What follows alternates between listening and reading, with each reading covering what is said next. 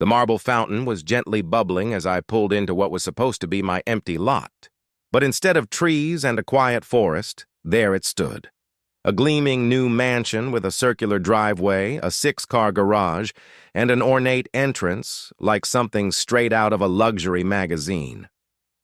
Right in the center of my legally recorded 15-acre plot, the land I had owned for a decade. A woman in pristine tennis whites sauntered out, smoothie in one hand, phone in the other, waving at me like I was there to clean her pool. Her blonde hair was tied in a sleek ponytail, and the oversized sunglasses she wore probably cost more than some people's entire mortgage. "Excuse me, you're trespassing," she sang out in a sugary, sing-song voice, the kind that usually belongs to someone who's never heard the word no. "This is private HOA property now." I leaned across the seat, opened my glove compartment, and pulled out the laminated copy of my deed. Something I'd kept handy ever since I started handling property disputes in my career as a real estate attorney. "No," I said evenly, holding the document up between us. "You built a 9,000-square-foot house on my land." She actually laughed, loud, bright, condescending. The kind of laugh that makes you instinctively check if there's something stuck between your teeth. "Oh, sweetie," she purred, lowering her sunglasses to give me a perfect view of her meticulously made-up eyes. "This is HOA land. It's been that way for years. I'm Patricia Peaton, president of the Riverside Estates HOA. I personally approved this development. Unfortunately for her, I wasn't just the landowner. I was also the attorney who'd spent years fighting and winning cases exactly like this, and she had just made the biggest mistake of her entitled life. My name is Daniel Morrison. I bought my wooded property outside Riverside Valley 8 years ago. It was peaceful, remote, and most importantly, completely outside city limits and any HOA jurisdiction.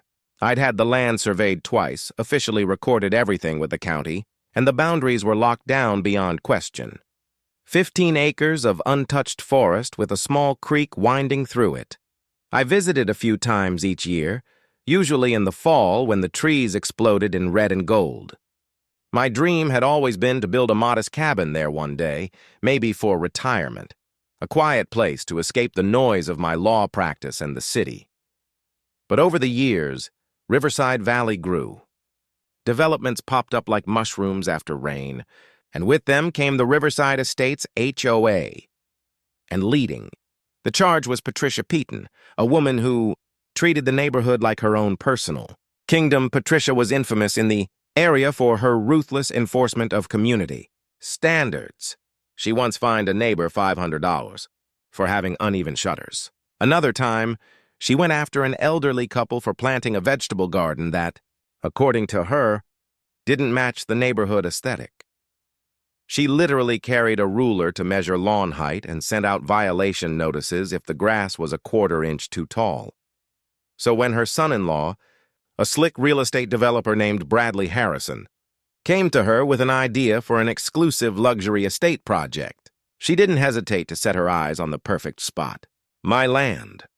The fact that it wasn't hers didn't seem to bother her. Patricia insisted my property was community spillover based on a so-called 1994 HOA expansion map. When I eventually saw this map during discovery, it looked like someone had drawn it in Microsoft Paint. The lines didn't line up with any actual survey markers, and somehow my parcel had magically appeared inside their boundaries. She didn't check public records. She didn't consult a lawyer. She didn't even attempt to contact me. She just greenlit Bradley's entire development plan and used her position as HOA president to fast-track approvals through their architectural committee, which was basically just her best friend Margaret, and Margaret's husband, who never bothered to attend meetings. I was in Colorado, busy with a case when the bulldozers rolled in. My neighbor, an older man named Earl who lived on the adjacent property, tried to call me, but I was in court, and by the time I got his voicemails, they had already cleared 3 acres of my trees, old trees that had been standing for 100 years. I caught the first flight back and drove straight to the property. What I saw left me speechless. They weren't just building a house. They were erecting a monument to pure excess. Imported Italian marble columns, a 1,000-bottle wine cellar, Brazilian hardwood floors, A butterfly-shaped swimming pool. No county permits. No zoning variances. No environmental studies. Nothing. And somehow, they'd even gotten the utilities hooked up. Plumbing installed, power lines strung, and at the end of the driveway, a shiny, gold-lettered mailbox that read, "The Pitons." I drove straight to the HOA office, a converted dentist's building. And of course, Patricia was there, perched behind a desk stacked high with violation notices like some suburban queen on her throne.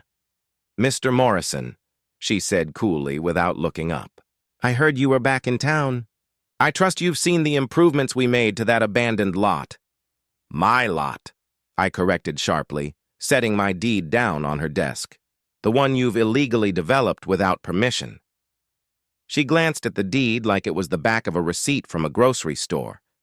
"We're asserting historical community rights based on the continuous use and improvement doctrine," she replied. Legal words rolling off her tongue like she'd just Googled them that morning, which was HOA speak for, "We're squatting with style." "Patricia," I said, dropping my voice into the same steady tone I used in the courtroom, and that was when the real fight began. "You've built on private property without permission," I said evenly. "That's trespassing, theft, and about 6 other crimes I can list off the top of my head." Patricia leaned back in her chair like she was lounging at a spa instead of committing real estate fraud, and flashed a smug little smile. "Prove it in court, then," she purred. "In the meantime, security will escort you off the HOA property." That was her second biggest mistake. I immediately retained my former law partner, Sarah Chen, one of the sharpest property attorneys in the entire state. Within 48 hours, we had pulled every single record from the county clerk's office. And there it was, in black and white. I was still the sole legal owner of the entire 15-acre parcel. No sale, no transfer, no easement, no lien, nothing. When we showed the file to Frank Rodriguez, the county's building inspector who'd been doing this job for 3 decades, his face went pale. Patricia hadn't filed a single legitimate permit. Instead, she'd handed in a stack of internal HOA forms with a fancy letterhead, pretending they carried actual legal weight. She'd classified the mansion construction as a community beautification project that supposedly didn't require county oversight. Even worse, she'd used HOA funds to bankroll the whole thing, hiding the expense under green beautification and community enhancement in their budget. $75,000 supposedly for landscaping, but in reality, it paid for her personal paradise, a mansion with an elaborate garden, marble fountain, and imported plants. I wasted no time. I filed a formal cease and desist order. Patricia responded by doubling down, having private security guards block off the driveway to my own land. They planted traffic cones, set up barricades, and put up a sign that read, "Private HOA use only. Violators will be prosecuted." That was her third and final mistake. I called the sheriff's department. Within an hour, Deputy Martinez arrived. He took one look at my deed, then at the guards, and sighed like a man who's seen this kind of stupidity before. "Ma'am," he said to the lead guard, "you're going to need to remove these cones and let this man onto his property." "But Patricia Peaton said," the guard began. "I don't care what Patricia Peaton said," Martinez cut him off sharply. "This is his land. Move the cones or I'll arrest you for obstruction." The cones vanished in seconds. I walked up the newly paved driveway with Deputy Martinez at my side, along with a process server carrying a thick envelope.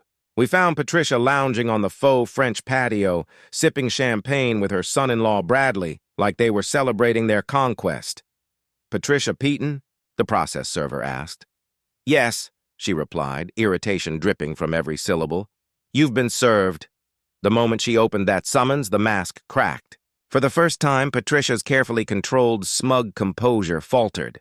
Panic flashed across her face. In court, my case was airtight. Judge Thompson, a no-nonsense veteran of 20 years on the bench, reviewed the evidence with growing disbelief.